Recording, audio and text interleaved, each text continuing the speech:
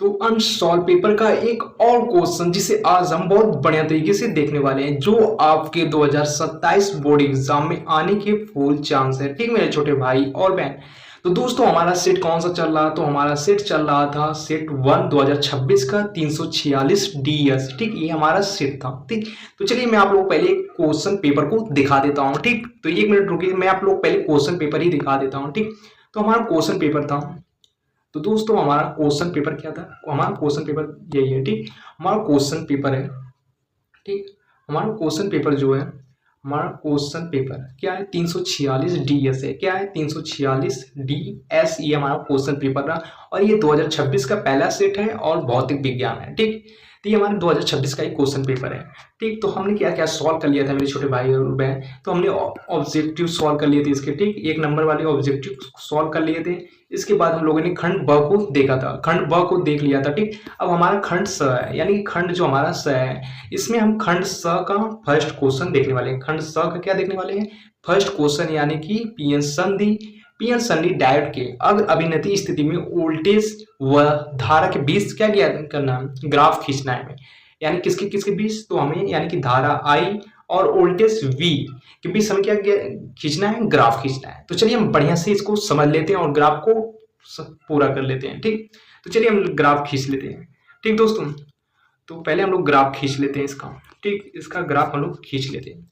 तो दोस्तों ये क्या हो गया आपका, तो दोस्तों ये आपका, ठीक, ये आपकी क्या होगी, धारा होगी। ठीक, और ये आपका क्या हो गया, वोल्ट हो गया। क्या हो गया, यानी कि वोल्टेज हो गया। और ये आपकी क्या होगी, धारा होगी। दोस्तों एक बात को ध्यान में रखना कि जो डायोड यानी कि पीएन संधि डायोड जो है, इससे शुरू करने के लिए हमें 1 वोल्ट से भी कम वोल्ट की जरूरत होती है। क्या, तो 1 वोल्ट से कम वोल्ट की क्या होती है, हमें जरूरत होती है। ठीक, कम वोल्ट की क्या होती है, जरूरत। ध्यान रहिएगा क्योंकि ये मेन पॉइंट है दोस्तों, कि जो आपका वोल्टेज है वो पीएन संधि डायोड को शुरू करने के लिए 1 वोल्ट से भी कम वोल्ट की जरूरत होती है। ठीक, तो इसका ग्राफ हम लोग अभी पूरा कर लेते हैं। ठीक, इसका ग्राफ कैसे बनेगा, आप लोग सिर्फ इसमें घबराइएगा मत।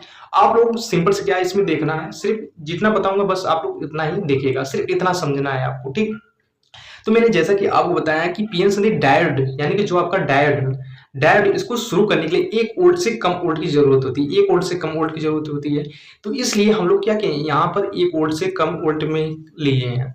और ये आपकी जो हो गई, ये आपकी क्या होगी, धारा होगी। ये आपकी क्या होगी मेरे छोटे भाई और बहन, तो ये आपकी क्या होगी, धारा होगी। ठीक, अब हम यहाँ पर समझ लेते हैं कि जब हम क्या करते हैं, जब हम 0.2 वोल्ट देते हैं, क्या देते हैं, 0.2 वोल्ट देते हैं, तो हमारी धारा क्या होती है, तो हमारी धारा क्या होती है, जीरो ही होती है। क्या होती है, जीरो होती है। जैसे देखिए दोस्तों, यहाँ पर जब 1 वोल्ट देते हैं तो धारा क्या है, यहीं पर है। तो ये हमारी क्या रहती है, 0 माइक्रो एम्पियर, जैसा कि मैंने यहाँ पर आपको फिगर में दिख रहा होगा। ठीक, जब हम क्या करते हैं, जब 0.4 वोल्ट देते हैं तब भी हमारी धारा क्या रहती है, तब हमारी धारा क्या होती है, 0.5 माइक्रो एम्पियर, यानी कि करीब यहाँ हो जाएगी धारा। ठीक, थोड़ा सा उसके ऊपर। जब हम क्या करते हैं कि जब हम क्या करते हैं, जब हम 0.6 वोल्ट की धारा देते हैं, 0.6 वोल्ट देते हैं, तो हमारी धारा क्या हो जाएगी, तो हमारी धारा 8 एम्पियर हो जाती है। कितनी हो जाती है, 8 एम्पियर हो जाती है। ठीक, यानी कि करीब यहाँ पर, तो यहाँ पर है, तो यहाँ पर हमारी धारा करीब यहाँ पर पहुंचेगी। ठीक, यानी कि थोड़ा 10 से थोड़ा नीचे रहेगी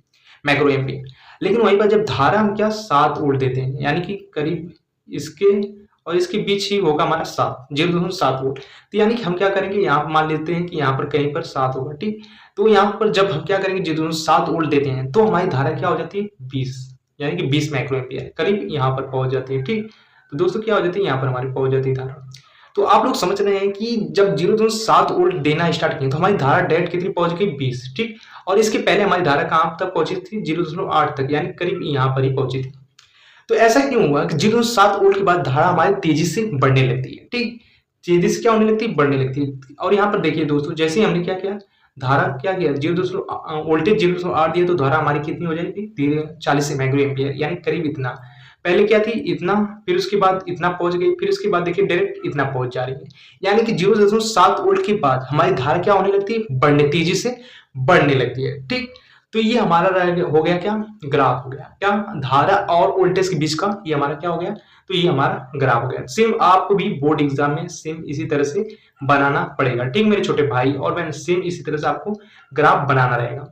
तो दोस्तों यहाँ पर मैंने जैसा जैसा आपको बताया सेम उसी तरह से ग्राफ में यहाँ पर लिखा गया है कि पहले हमने क्या किया, 0.2 वोल्ट दिया धारा तो वोल्ट दिया तो हमारी धारा 0 हो गई, 0.4 दिया तो 0.5 हो गई। तो इसी तरह से पूरा हमने जैसा जैसा ग्राफ में किया सब यहाँ पर पॉइंट में लिखा गया। और दोस्तों यहाँ पर एक नोट करने वाली पॉइंट है कि अगर अभिनति में लगभग 0.5 वोल्ट तक धारा बहुत ही कम होती है, ठीक, लेकिन 0.7 वोल्ट के बाद क्या हो जाती है धारा, 0.7 वोल्ट के बाद हमारी धारा तीव्रता बढ़ने लगती है, यानी धारा क्या होने लगती है, बढ़ने लगती है।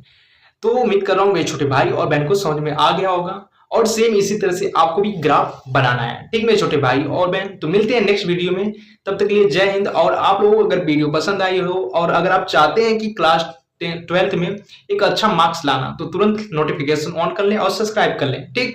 तो नेक्स्ट पार्ट हम लोग कल देखते हैं, यानी कि पार्ट हमारा क्या रहेगा, पार्ट 8। ये आपका पार्ट 7 है। इसके पहले का भी अगर आप लोगों ने पार्ट नहीं देखा तो देख लीजिएगा, ठीक। मिलते हैं नेक्स्ट वीडियो, तब तक के लिए जय हिंद मेरे छोटे भाई।